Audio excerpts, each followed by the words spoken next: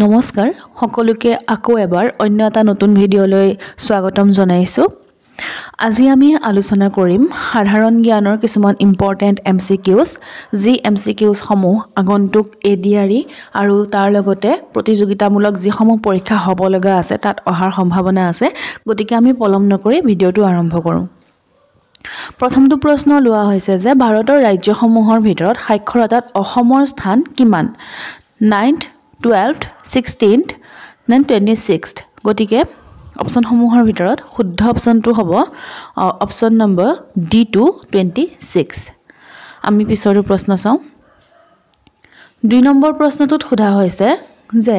অসমে পৃথিৱীৰ মুঠ উৎপাদনৰ কিমান শতাংশ মুগা আৰু সোণালী ৰেচম উৎপাদন কৰে 69%, 79%, 89% নে 99% গতিকে অপচনসমূহৰ ভিতৰত শুদ্ধ অপচনটো হ'ব অপচন নম্বৰ D2 99% আমি 3 নম্বৰ প্ৰশ্নটো চাওঁ 3 নম্বৰ প্ৰশ্নটোত সোধা হৈছে অসমীয়াৰ উপৰিও ৰাজ্যৰ কোনটো ভাষা ভাৰতীয় সংবিধানৰ 8 নং অনুসূচীত অন্তৰ্ভুক্ত কৰা হৈছে অপচনসমূহত দিয়া হৈছে তিৱা বড়ো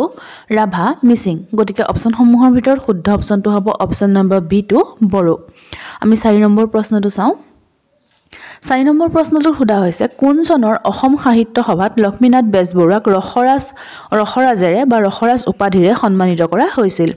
অপচনসমূহত দিয়া হৈছে 1917 1922 1928 1931 গতিকে অপচনসমূহৰ ভিতৰত শুদ্ধ অপচনটো হ'ব অপচন নম্বৰ D2 1931 চনত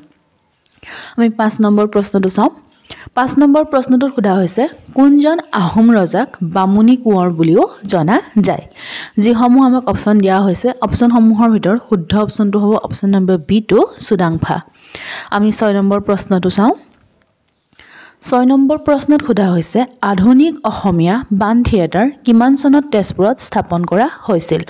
অপচনসমূহৰ শুদ্ধ অপচনটো হ'ব অপচন নম্বৰ C2 1906 চনত আমি পিছৰ প্ৰশ্ন চাওঁ 7 নম্বৰ প্ৰশ্নটোত সোধা হৈছে ভাৰত স্বাধীনতাৰ সময়ত অসমৰ কিমানখন জিলা আছিল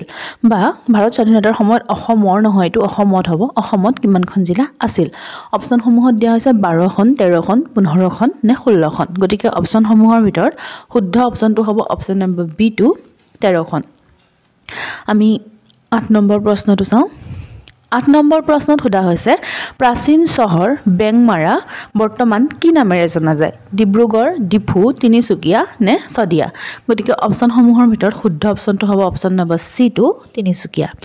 আমি 9 নম্বৰ প্ৰশ্নটো চাওঁ 9 নম্বৰ প্ৰশ্নত সোধা হৈছে কাকৈজান সংৰক্ষিত বনাঞ্চল কোনখন জিলাত অৱস্থিত অপচনসমূহত দিয়া হৈছে বঙাইগাঁও কোকৰাঝাৰ গোলাঘাট দৰং গতিকে যিসমূহ অপচন দিয়া হৈছে অপচনসমূহৰ ভিতৰত শুদ্ধ অপচনটো হ'ব অপচন নম্বৰ A2 বঙাইগাঁও আমি 10 নম্বৰ প্ৰশ্নটো চাওঁ 10 নম্বৰ প্ৰশ্নত সোধা হৈছে অসমৰ কোনটো লোকসভা সমষ্টি অনুসূচিত জাতিৰ বাবে সংৰক্ষিত অপচনসমূহত দিয়া হৈছে ধুবুৰী কোকৰাঝাৰ লখিমপুৰ নে কৰিমগঞ্জ গতিকে অপচনসমূহৰ ভিতৰত শুদ্ধ অপচনটো হ'ব অপচন নম্বৰ D2 কৰিমগঞ্জ আমি 11 নম্বৰ প্ৰশ্নটো চাওঁ 11 নম্বৰ প্ৰশ্নত সোধা হৈছে কোন ঠাইক অসম নৱবৈষ্ণৱী সংস্কৃতিৰ হৃদয় বুলি জনা যায় অপচনসমূহৰ ভিতৰত দিয়া হৈছে যোৰহাট মাজুলী বৰপেটা শিৱসাগৰ গতিকে অপচনসমূহৰ ভিতৰত শুদ্ধ অপচনটো হ'ব অপচন নম্বৰ B2 মাজুলী আমি 12 নম্বৰ প্ৰশ্নটো চাওঁ 12 নম্বৰ প্ৰশ্নটোত সোধা হৈছে ফখৰুদ্দিন আলী আহমেদ ভাৰতৰ কিমানতম ৰাষ্ট্ৰপতি আছিল 4th 5th 6th নে 7th গতিকে অপচনসমূহৰ ভিতৰত শুদ্ধ অপচনটো হ'ব অপচন নম্বৰ B2 5th আমি 13 নম্বৰ প্ৰশ্নটো চাওঁ 13 নম্বৰ প্ৰশ্নত সোধা হৈছে অসমৰ সিংহ পুৰুষ বুলি কাক জনা যায় গতিকে আমাক যিসমূহ অপচন দিয়া হৈছে অপচনসমূহৰ ভিতৰত শুদ্ধ অপচনটো হ'ব option number D2 Radha Gobinda Baruah আমি 14 নম্বৰ প্ৰশ্নটো চাওঁ 14 নম্বৰ প্ৰশ্নত সোধা হৈছে অসমৰ লুইত কোঁৱৰ বুলিও জনা যায় কাক জনা যায় অপচনসমূহত দিয়া হৈছে ৰুদ্ৰ বৰুৱা পাৰ্বতী প্ৰসাদ বৰুৱা বিষ্ণু প্ৰসাদ ৰাভা আৰু জ্যোতি প্ৰসাদ আগৰৱালা গতিকে অপচনসমূহৰ ভিতৰত শুদ্ধ অপচনটো হ'ব অপচন নম্বৰ A2 ৰুদ্ৰ বৰুৱা আমি 15 নম্বৰ প্ৰশ্নটো চাওঁ 15 নম্বৰ প্ৰশ্নত সোধা হৈছে গুগলৰ মুখ্য কাৰ্যালয় ক'ত অৱস্থিত অপচনসমূহৰ ভিতৰত শুদ্ধ অপচনটো হ'ব অপচন নম্বৰ C2 কেলিফৰ্নিয়া আমি 16 নম্বৰ প্ৰশ্নটো চাওঁ 16 নম্বৰ প্ৰশ্নত সোধা হৈছে যে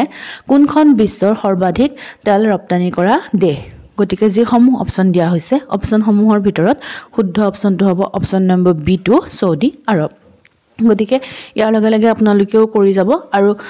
20টা প্ৰশ্নৰ ভিতৰত আপোনালোকে কিমানটা শুদ্ধ কৰিলে কমেন্ট বক্সত নিশ্চয়কৈ লিখি জনাব আৰু যদি ভিডিওটো চাই ভাল পাইছে তেনেহলে এটা লাইক কৰি আমাক উৎসাহিতও কৰিব আৰু এতিয়া আমি 17 নম্বৰ প্ৰশ্নটো চাওঁ 17 নম্বৰ প্ৰশ্নত সোধা হৈছে ভাৰতৰ ৰাষ্ট্ৰীয় জলজ প্ৰাণীবিধৰ নাম কি অপশ্যনসমূহৰ ভিতৰত শুদ্ধ অপশ্যনটো হ'ব option number A2 river dolphin আমি 18 নম্বৰ প্ৰশ্নটো চাওঁ 18 নম্বৰ প্ৰশ্নত সোধা হৈছে ভাৰতত হিন্দী দিৱস উদযাপন কৰা হয় 4th September 12th September 10th April নে 14 December গতিকে অপশ্যনসমূহৰ ভিতৰত শুদ্ধ অপশ্যনটো হ'ব অপশ্যন নম্বৰ A2 14 September 14 ছেপ্টেম্বৰত ভাৰতত হিন্দী দিৱস উদযাপন কৰা হয় আমি 19 নম্বৰ প্ৰশ্নটো চাওঁ 19 নম্বৰ প্ৰশ্নটো সোধা হৈছে শিলভদ্ৰা কোনজন অসমীয়া লেখকৰ ছদ্মনাম আছিল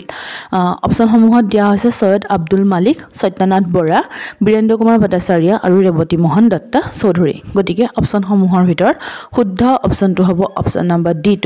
ৰেৱতী মোহন দত্ত চৌধুৰী আমি 20 নম্বৰ প্ৰশ্নটো চাওঁ আৰু এটো হৈছে আজি শেষৰটো প্ৰশ্ন আপোনালোকক আকৌ এবাৰ কৈছো আপোনালোকে কিমানটা প্ৰশ্ন ইয়াৰ ভিতৰত শুদ্ধ কৰিলে কমেন্ট বক্সত নিশ্চয়কৈ লিখি জনাব আৰু চেনেলটো যদি প্ৰথমবাৰৰ বাবে আহিছে তেনেহলে চেনেলটো সাবস্ক্ৰাইব কৰি লগতে থকা বেল আইকনটো হিট কৰিব যাতে আপোনালোকে আমাৰ ভিডিওসমূহ প্ৰথমতেই পায় আৰু আমি 20 নম্বৰ প্ৰশ্নটো আলোচনা কৰো 20 নম্বৰ প্ৰশ্নটো সোধা হৈছে ব্ৰহ্মপুত্ৰ ক্ৰেকাৰ আৰু পলিমাৰ লিমিটেড উদ্যোগ ক'ত অৱস্থিত মাকুম মৰিয়নি লেপেটকটা নে নগাঁও গতিকে অপশ্যনসমূহৰ ভিতৰত শুদ্ধ অপশ্যনটো হ'ব অপশ্যন নম্বৰ C2 লেপেটকটা আপোনালোকে ভিডিওটো চাই কেনে পালে কমেন্ট বক্সত জনাব লগতে এটো জনাব যে আপোনালোকৰ বাবে কেনে ধৰণৰ ভিডিও লৈ আহিব লাগে আৰু আপোনালোকে ভিডিওটো লগৰ বন্ধু বান্ধৱীৰ সৈতেও শ্বেয়াৰ কৰিব আৰু ভিডিওটো ইমানলৈকে চোৱাৰ বাবে বহুত বহুত ধন্যবাদ